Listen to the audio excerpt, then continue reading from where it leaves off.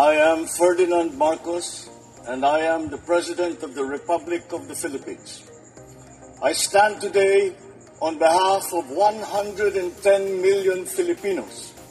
Hi everyone, hello Universe, it's me again. Shout out sa inyo mga kababayan. But anyway, meron tayong balita mga bes. Ika nga, meron tayong upload videos, updates.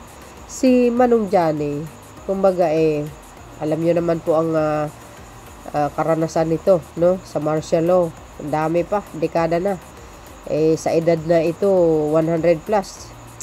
Talagang napaka-sharp pa rin ang utak niya, no? Kaya ikumpara mo kay Digong, nakakalimot na raw siya.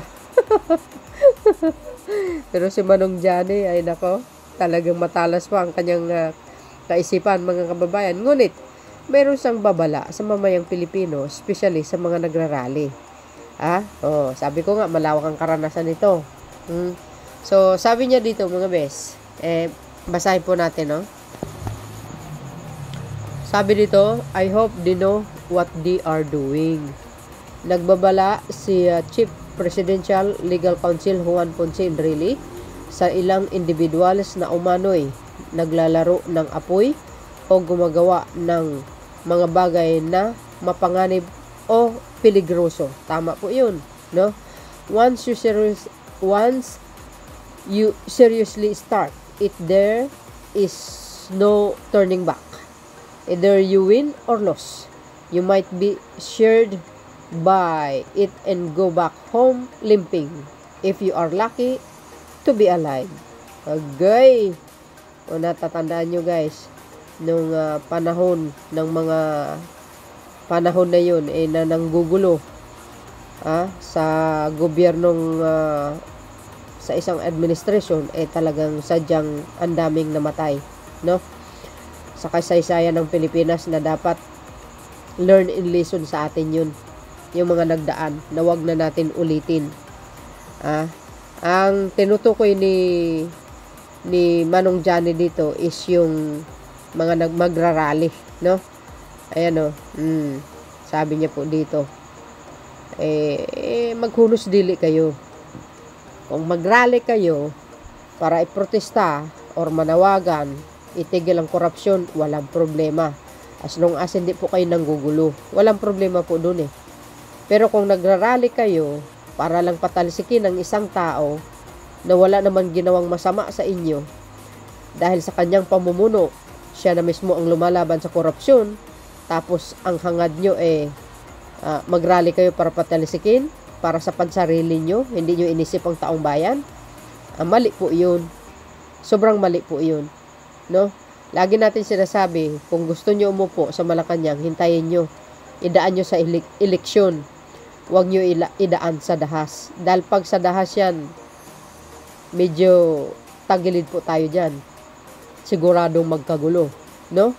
Hindi lang po kayo ang Pilipino, may mga taga-suporta ang Pangulong Marcos Jr., mga kababayan. Yan ang iisipin mo, no? Siyempre, pag ginulo nyo yan, natural, hindi naman siguro magpapahuli yung mga taga-suporta ng administrasyon. Hindi naman pwede ganun, di ba? Lalo na po ngayon, ang mga kasundaluan natin, alam na alam po nila na kung gaano ka hands-on, tumulong ang Pangulo. Ibig sabihin, sa madaling salita, napakagaling niyang leader. Kaya, siyempre, hindi nila din pababayaan ang Pangulo. Alam nyo, tama na po yung mga balak nyo, yung nanggugulo kayo, mali po yun. Huwag ganun. Mayroon na tayong karanasan dyan. Huwag na natin ulitin.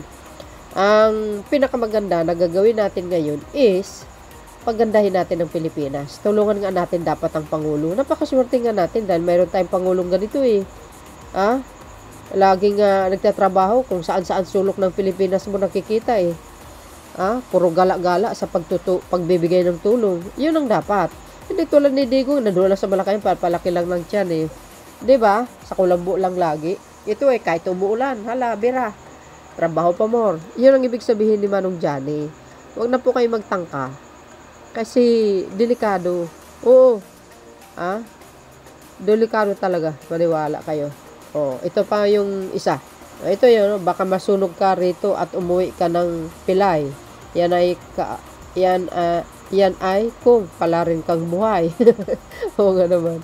In really, may babala sa mga magrarally. Ang naturang babala ay inilabas ilang araw bago ang nakakatakdang malawakang protesta sa September 21. Laban sa umano'y garapalang katiwalian, partikular sa flood control project at budget insertion. Yan. Alam mo yun, sabi nga ni Katunying, nagpapasalamat nga tayo kay Pangulong Marcos Jr.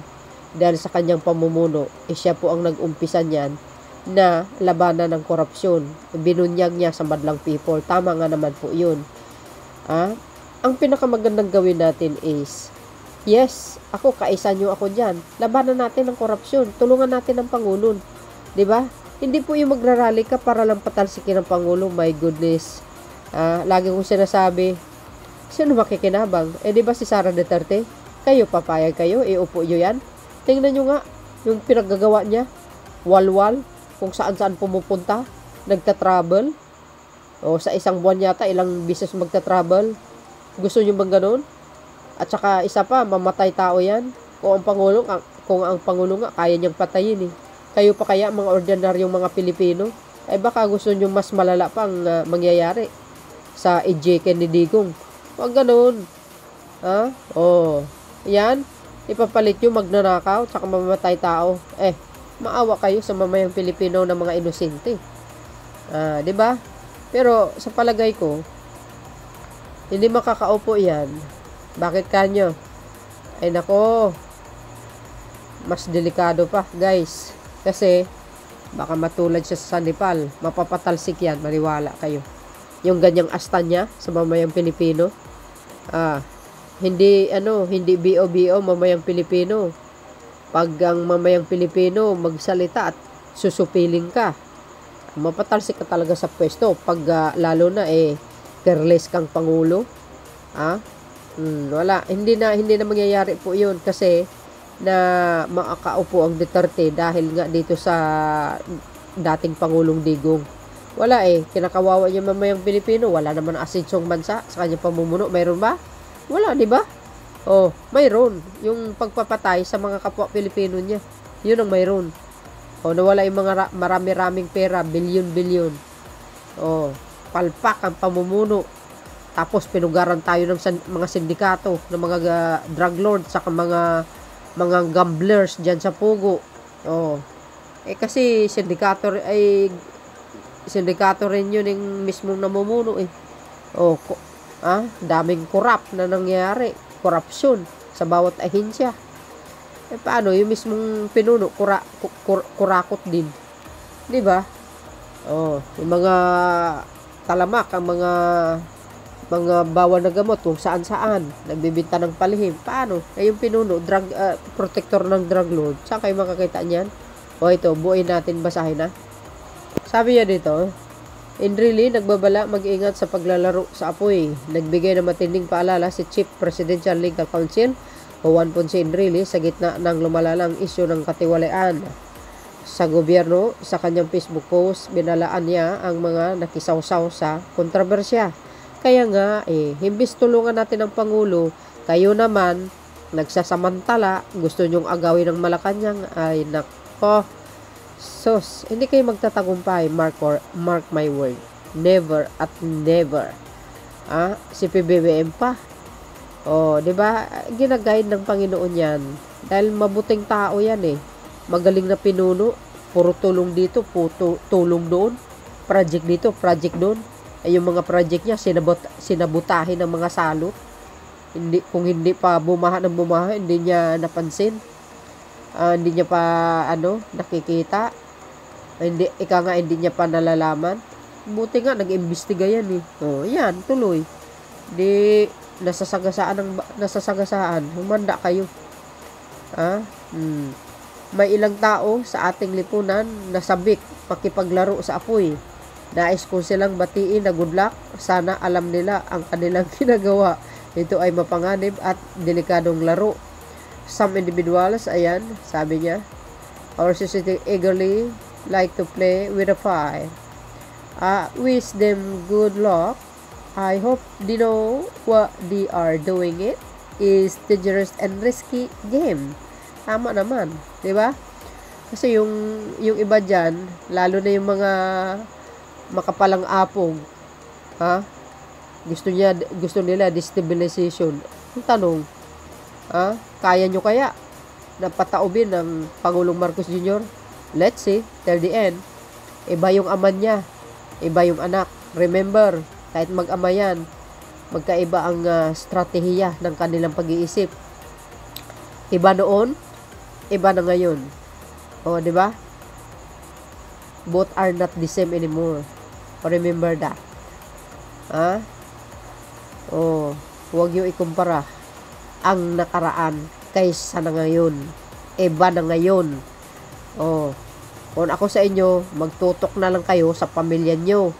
Wala kayong mapapala. Kahit sinong presidente, iupo nyo, malasin tayo. Pag nang aagaw kayo uli, tulad nung nakaraan. O, di ba? O, yan ang hirap sa inyo eh. Yan ang mahirap sa inyo. Huwag nyo ipilit yung gusto nyo. Dahil, napakadelikadong move yan. O, dagdag pa niya. Kapag siniseryoso mo nang inumpisahan ito, wala nang balikan. Manalo o matalo lang, baka masunog ka rito at umuwi ka ng pilay-pilay. Yan ay kung pala rin kang buhay. Once you yan, inulit lang. 'Di ba, mga kababayan? Mahirap, guys. Ang naturang babala ay nilabas ilang araw bago ito nakataknam. Malawak protesta sa September 21 laban sa umano'y pagkarapalang katiwalaan, partikular sa flood control project at budget insertion. Ayan. Wala eh. Yung iba kasi, mga kababayan, garapal. Makisaw-saw talaga. Garapal. Atat na atat. Ambisyosa. Oh, 'di ba? Ako babae ko pero ayaw kong babae mamuno, oy. Wala naman nagagawa yan eh. Lakwatsera. Tawag ko nga dyan, walwal. Oh, tapos kuda ng kuda, feeling malinis. Nakikita si speaker pero hindi nakita yung sarili niya. Buti pa yung si speaker eh. May delikadisa. Ay yung isa, ang lakas ng ebidensya. Pero ang kapal mooks, nasa pwesto pa. Dapat nga mag-resign na lang eh. Wala siyang natitirang hiya. Kasi wala naman talaga siyang hiya eh. Oh. 'Di ba? Si speaker. Biro niyo 'yon. May delikadisa siya. Ngayon, at bumaba siya, pwede nyo na sa imbestigahin. Yun ang sabi niya eh. Malaya na kayo. Ayaw niya kasi gamitin ang house. 'Di ba? So yun, mga bes. Sa mga gustong magrarally dyan, hinay-hinay lang, mga kababayan. Kung gusto nyo dumanak, kung gusto nyo tahimik ang bansang ito, maghinahinay kayo. Huwag kayo mag-umpisa ng apoy. Dahil hindi po majority ng mamayang Pilipino ay makaduterte. Tandaan nyo yan. Maraming supporters ni Pangulong Marcos Jr. na mas marami pa kaysa sa mga Duterte. 'Di ba? Hindi rin papayag mga yan pag nagkataon. Pero I hope, mga best, mag-isip kayo. Huwag na natin na ulitin pang nakaraan. Learn and listen po sa atin. Mamuhay tayo ng tahimik. Suportahan natin ang Pangulo. Total naman, magaling naman sa mamuno. Puro tulong dito, puro tulong doon. Alam nyo naman po yan. Mabait ang Pangulo, hindi nangaaway, hindi siya berdugo. Weak nga siya, sabi ni Digong eh. Pero napakagaling sa kanyang mga ginawang hakbang para sa kabutihan sa mamamayang Pilipino. Ganun dapat. Maabilidad baga. So, yun guys, ito paalala lang po natin sa ating mga kababayan. Just relax, enjoy the good na lang sa magandang daloy ng magandang pamumuhay ng bawat isa. Kung mayroong problema man ngayon ang bansang Pilipinas, yan naman po ay dadaan natin sa batas. Kung sino naman magkasala, mayroon tayong due process. Ipakulong dapat makulong. O, 'di ba? Kaya hayaan natin si Pangulong Marcos Jr. na labanan ng korupsyon, ayusin niya, linisin niya bago siya mag-DN ng kanyang termino. Thank you guys for watching. See you again on my next upload. Bye bye bye and babush. God bless Philippines.